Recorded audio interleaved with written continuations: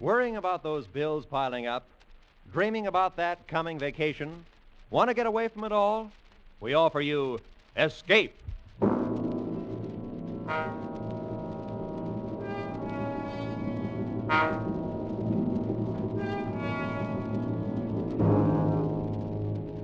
You are deep in the remote hill country of Afghan, face to face with the fierce Pathan warriors, trapped into a hopeless fight from which there seems no escape.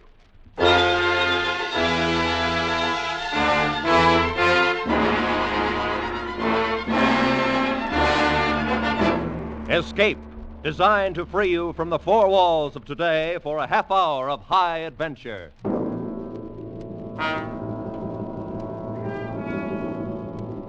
Tonight, we escape to the north of India and to a battle long remembered, as Rudyard Kipling described it in his famous story, The Drums of the Fore and Aft.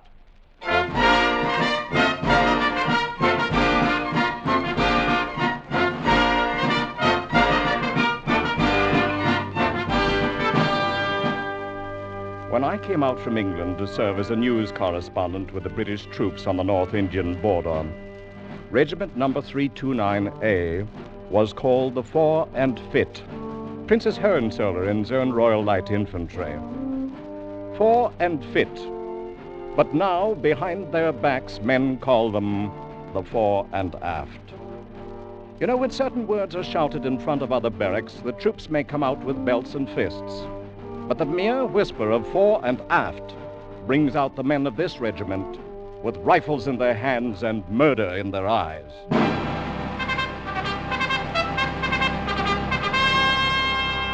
I think perhaps the story of how the Fore and Aft got its name may be really more the story of Jakin and Peggy Liu, two of the toughest and most lovable little monsters who ever banged a drum or tooted a fife in a military band.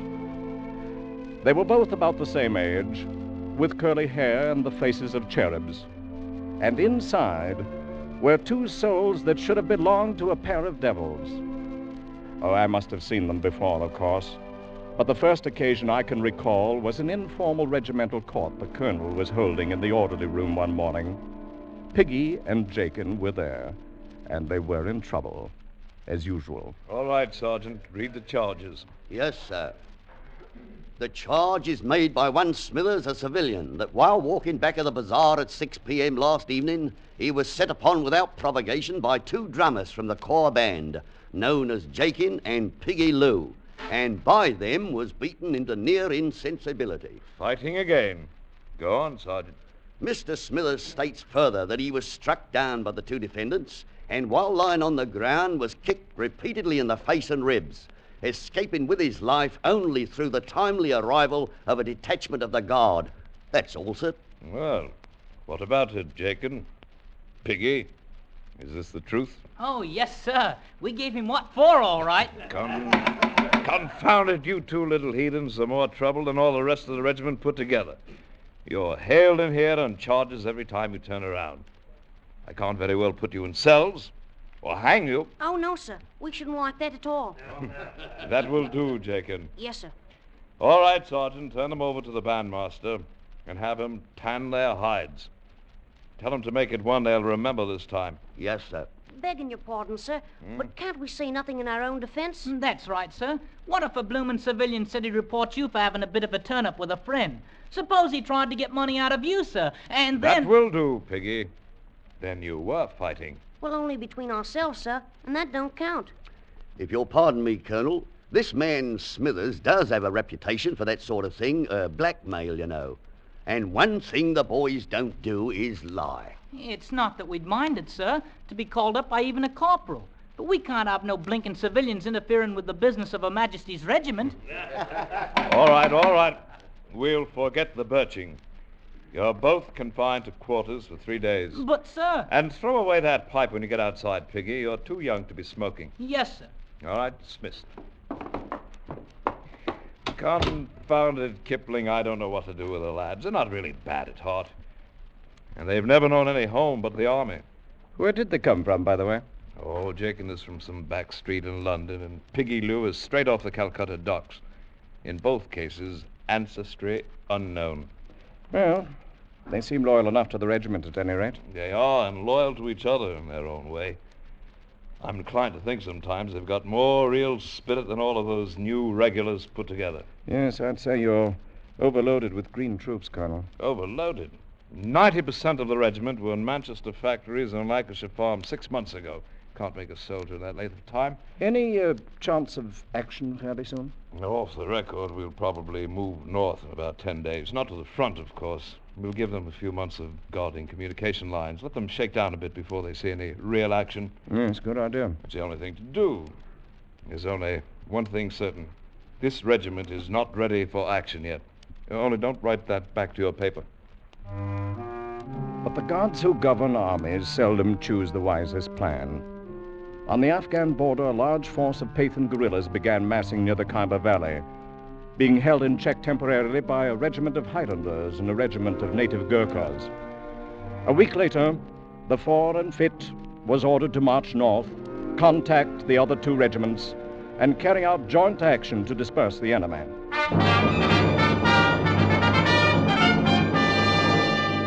Parade ground and barracks began to hum with preparations for the coming campaign. Privates walked with a new swagger, subalterns began to snap their salutes and orders, and the young officers nearly shot one another at pistol practice.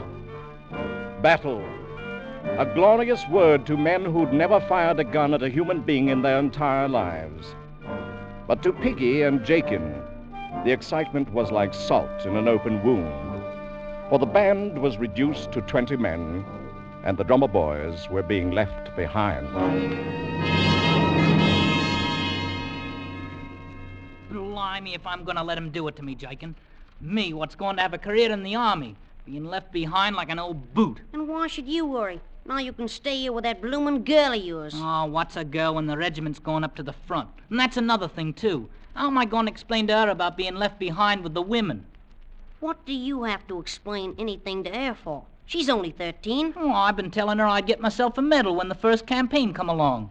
Now am I going to do it now, I ask you? Perhaps the drum major'll give you a bloomin' medal for tootin' on a fife. I heard him talking to you yesterday. And how was I to stop him? Piggy, he says, why don't you consider making music your career? Piggy Lou, the musician, a bloomin' non-combatant. I won't do it.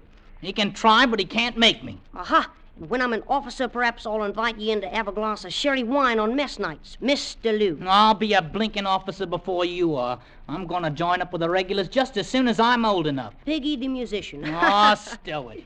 Right at the moment, I don't feel like fighting even you. I heard in the barracks they're going to take Tom Kidd along. He's to be the bugler.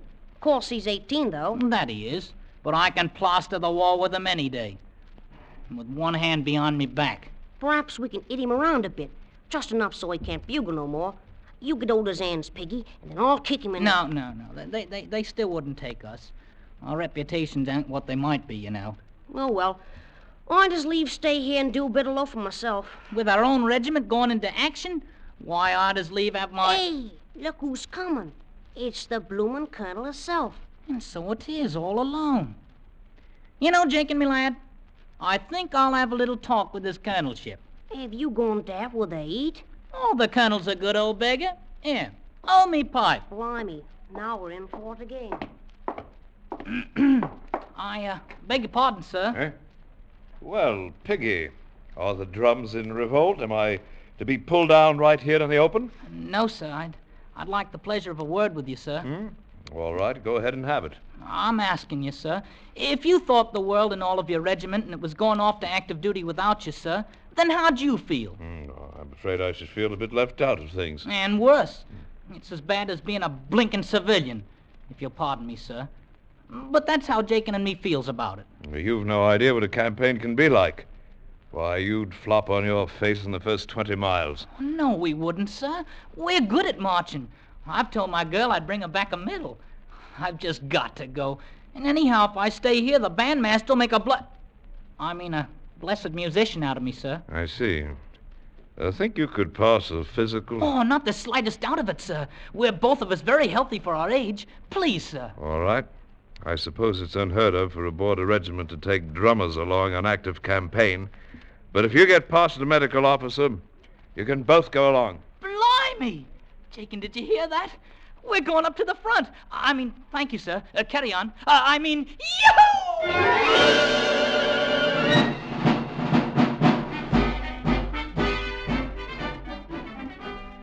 The regiment marched out of the station 2 days later, and all those left behind lined the road that led past the parade ground. The band stood by and played them out, waiting to fall in at the foot of the column. And although Jakin perspired and beat on his drum manfully to cover up, it was quite evident that Piggy Lou was not with the band. Jakin kept glancing at the cedar hedge behind him, and I had a rather good idea why Piggy was being detained. You've just got to be awful careful and take real good care of yourself, Piggy. You're so venturesome. I'll worry all the time. It's odd, Chris. I'll grant you it's odd, but what's a man to do when his regiment's called off to active duty now? Here, give us another kiss. Oh, Piggy. That's more like it. You'd have stayed here like you ought to. You could have had as many as you wanted. And if I'd done that, Chris, you wouldn't think anything of me. Like as not. But at least I'd had you with me, Piggy. And all the thinking in the world ain't like kissing. And all the kissing in the world ain't like having a medal to wear on the front of your coat. Who cares about a medal? Just stay with me, Piggy, darling. And I'll love you true forever. Aren't you going to do that anyhow, Chris? You said you was. Of course I am. Be lots more comfortable if you stayed here. No, don't take on about it, Chris. I'll be coming back, and I'll marry you someday, too, I promise. But when? Years and years, perhaps. You be careful, won't you, Piggy? Oh, man has to take his chances in the army, Chris.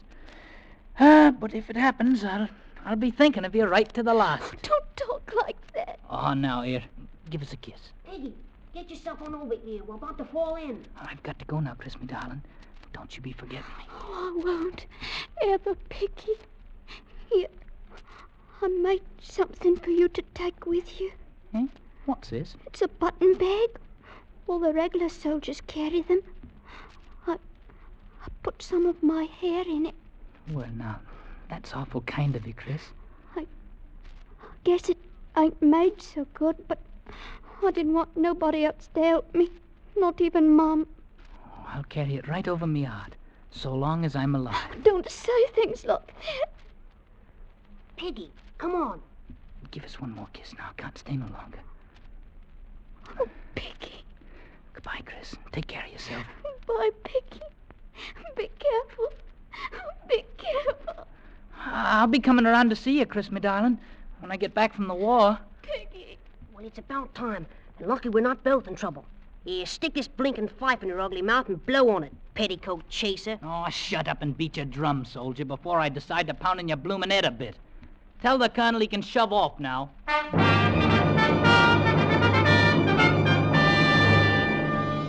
And so the Fore and Fit went north to the wars, first by troop train, and then on foot when the last railhead left them with a 7-day route march before they'd reach the front up ahead. And during those 7 weary days, the regiment began to crack. Men weren't hardened to the long miles of marching, and they found themselves dead tired before the noon of each day. The food was bad, and the water was worse. And on the 2nd day, the snipers started in. They would hide in the tumbled rocks of the low brown hills beside the road and wait for the column to pass. And the first sign of one would be a flash and a puff of smoke, and some man on the long line of march would die without ever seeing the enemy who killed him. And even at night, the tired and nerve-shattered men could find no rest. If anything, the night hours and the dark tents were a good deal worse than the daylight hours on the dusty road. Oh, still you bloomin' gabbing till the morning, Piggy. I gotta get myself some sleep. As if I ain't marched just as far as you have. Oh, me bloomin' feet's killing me. Serves you bloody well right for getting us into this. We could have been back at the station a living on the fat of the land. And halfway to becoming musicians, like as not. In which case, I'd be a-sleeping in a regular bed, having decent chaw to eat for once. I'm afraid you're not the army type, Jakin. Perhaps I shouldn't have talked my friend the colonel into letting you Shut up there in the tent, or I come in and take a belt to you. Yes, sir. You don't have to call a blinking sergeant, sir. That ain't no harm in it. It's the left wing. Stay in your tents. Piggy, that's another one of our sentries got herself killed out there. Pathan beggars can sneak up in the dark without making a sound. And they take their bloody long knives and slice a man open as neat as you please. All right, hold your fire and see what you're shooting at. I wonder what they look like, Piggy. These here Pathans? Oh, what's it matter when we can't even carry rifles? I ask you now, Jakin. Look at that. How's a man to get himself a medal when all he's got for a weapon is a bloomin' fife?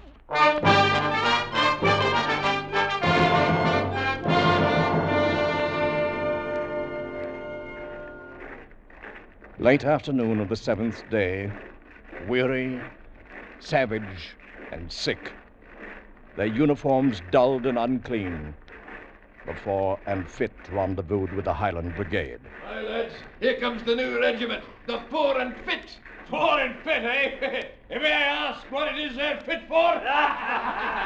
Some of the men bore wounds, and some were stretcher cases. But the real casualty was the regimental morale. These raw conscripts had marched out of their station in the south with the band playing. And somehow they'd imagined that they might march glorious into battle the same way. But no band played when they slogged sullenly into the brigade encampment. Hey, Piggy, think we have found the blinking wart lost? And what else? Ain't that a full-grown general old colonel's a-talking to there? Blimey, look at them chaps over there wearing petticoats. A lot you know. They're islanders. And I've heard a man best take no liberties with them. One activity might have aroused the interest of the regiment, as tired as they were. Rifle practice with the enemy. And with all 700 rifles blazing together. That's the way they felt. We've had a bit of a tough time of it coming down, sir. My men have been rather mauled, with no chance of a fair return. They only want to go in some place where they can see what's before them. I understand, Colonel. I wish I could let you have a few days to recover, but I simply can't spare you right now. There'll be no need of it, sir. All we're wanting is one good night's rest. I see. Well, you can lay your camp area downstroke from the Highlanders, Colonel. And I suggest you call a general inspection before dark. We plan to attack the enemy position at dawn.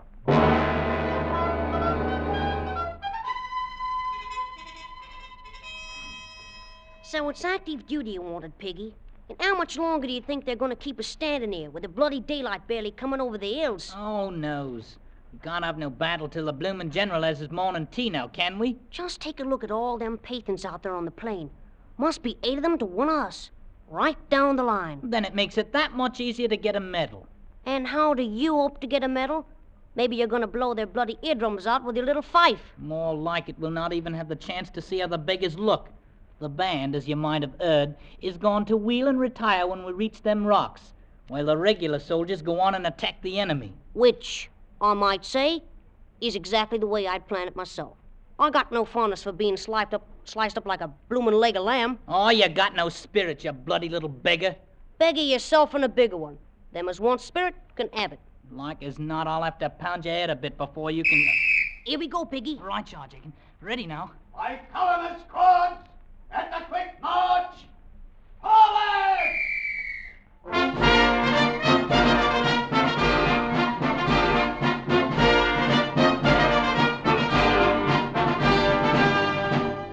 Watch yourself now, Jacob.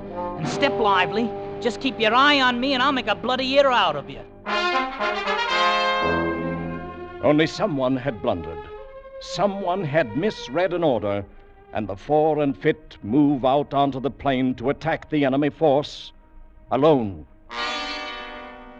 Confounded, stupid conscripts! What are they up to, anyhow? They've spoiled the whole plan of the battle.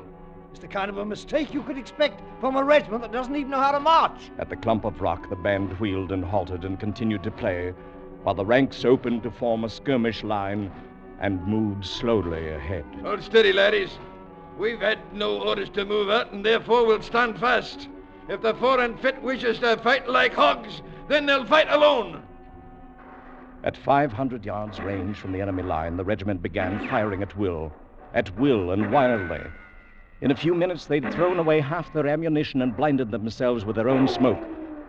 And farther out on the plain, the Afghan army stood quietly, throwing occasional well-aimed bullets into the milling herd of green troops. The blooming fools!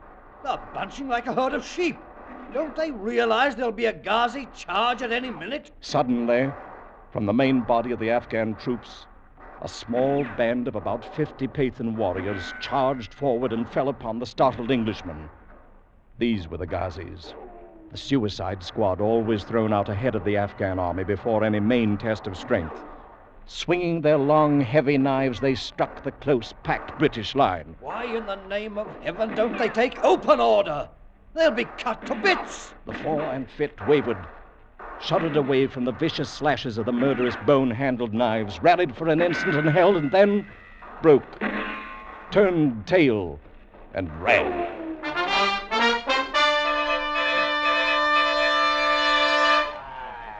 Will you look at them, laddies? They turn and run. I'd say they make better speed to the rear than they make to the fore. They're anything but the Fore and Fit now. More likely to call them the Fore and Aft. It'll take them a long time to live that one down. The Fore and Aft. The regiment took no thought for the wounded, for the men left behind. Nor did they stop until they jammed in the pass that led up the hill. And the band, too, was carried along with them in their panicked, headlong flight. All the band except 2 men. Piggy, you think the bloody beggars can see us hiding here on the rocks? Of course not. Seeing as how they're too busy at chasing our brave comrades. Look at 'em run, the bloomin' cowards. Ain't it a fine way now for a British regiment to act? Had we done the same thing, we'd not be left behind here the way we are. What's eating you? You're comfortable, aren't you? Maybe comfortable, but I ain't easy in my mind. Oh, stow it. Hey, somebody's dropped the canteen here. Maybe it's got rum in it. And how can you hope to tell by shaking it? And now keep your dirty hands off it. I'll do the trying it out. Well, is it, Piggy? Is it? No, it's water. Here, have yourself a free drink on Her Majesty, drummer boy. Chicken, look. Them Pathan beggars are starting back for their own lines. And keep your head down. Well, now, with the bloomin' enemy return, perhaps they'll come out and rescue us. Not them, the bloody cowards. Look at 'em, Jakin. The officers is beating them with the flats of their swords. Can't they see the Pathans ain't chased them no more? They can't see nothing but their own precious skins. Off 'em, huh? Maybe we ought to give 'em a little music. Show 'em it's all nice and cozy out here now. Oh, no. 'Tain't for me to do nothing like that. Won't we should get ourselves shot? Oh, there ain't no enemy close by now. Come on, Jakin. Take up your bloody drum there. You positive there's only water in that canteen? Oh-ho, so like as not you're a coward too. The same as the rest of the regiment. I'll show you who's a coward, Piggy, my boy. And I'll be pounding your head a bit, too. The first chance I gets. Take your bloomin' fife there and stick it in your ugly face. Well, now, so you have got a bit of spirit. Maybe I'll speak to my old friend the Colonel about it. All shut up and start blowing. Ready? Ready all? Now!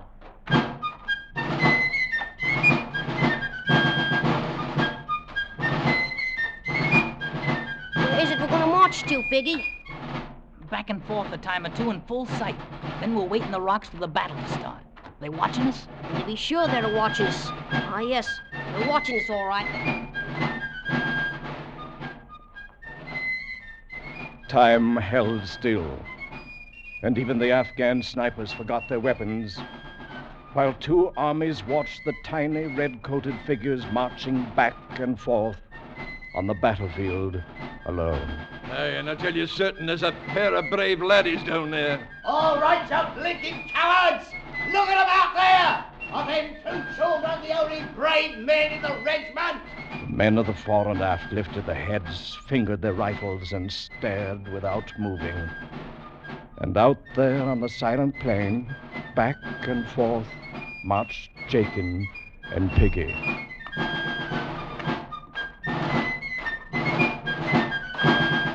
We gotta play these bloomin' instruments all day long? Ain't the blighters ever gonna come back? Shut up, Jakin. Keep playing. But all I might say is, I shouldn't ever let you talk me into this. I ain't cut out for active duty anyhow. I should have bloody well feel more comfortable if I was back. If I was back. Jakin. Jakin. Oh, you blinking heathen blighters, you've killed Jakin. All right, I'll show you who's afraid of you.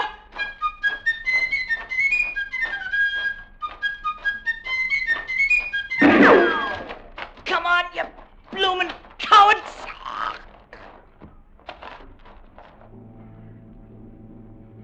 2 armies saw them die from the sniper's bullets. 2 armies and the men of the fore and aft. All right, men of the regiment. What now? Those 2 at least were brave enough to know how to die. Fix bayonets, ready about and form skirmish line. This time we attack, and there'll be no turning back. Look at them, ladies, the fore and aft. They're going back to fight. Aye, look at them run. Here's how it should have been done in the first place. They'll not turn their backs again. Aye, ladies, and now's the time for us. For as I know, here's where we join the fight. Ready, strike up the fight. By the jump, quick, forward, charge.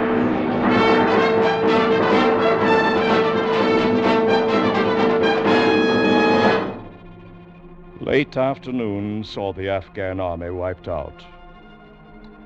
And the general explained to me how everything had gone according to his plan, and how he hoped I'd cable that back to my paper in London right away.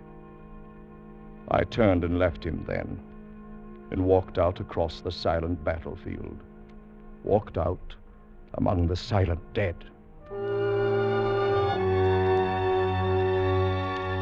The 2 tiny figures lay quite close together, Jakin fallen across his broken drum, and Piggy Lou with the fife still clenched in his dirty fist. A bulge under his tunic caught my eye, and I reached in and drew out a button bag embroidered crudely with the name Chris. I made it for you myself, Piggy, my darling. And I put some of my own hair inside of it. I'll wear it right next to me heart, Chris, so long as I'm alive. I thought how Chris would soon forget, and how the world's memory is no longer than hers. The sun was sinking away in the west. The button bag in my hand was soaked and damp. And over the left breast of Piggy's grimy uniform, over the pocket where citations are usually worn, a bright red stain had spread out through the coarse wool, looking so very much like the bright red ribbon that goes with a medal.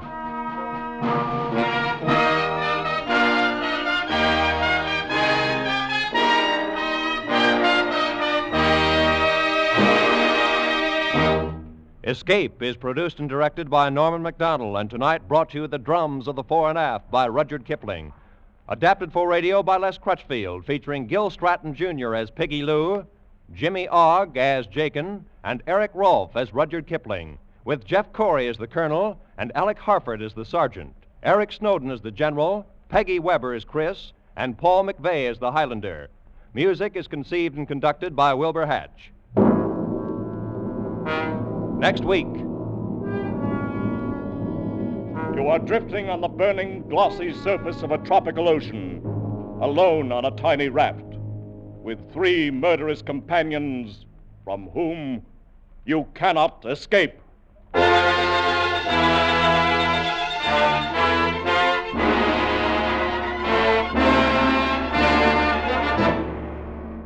Next week, we escape with John Russell's gripping story, The Fourth Man.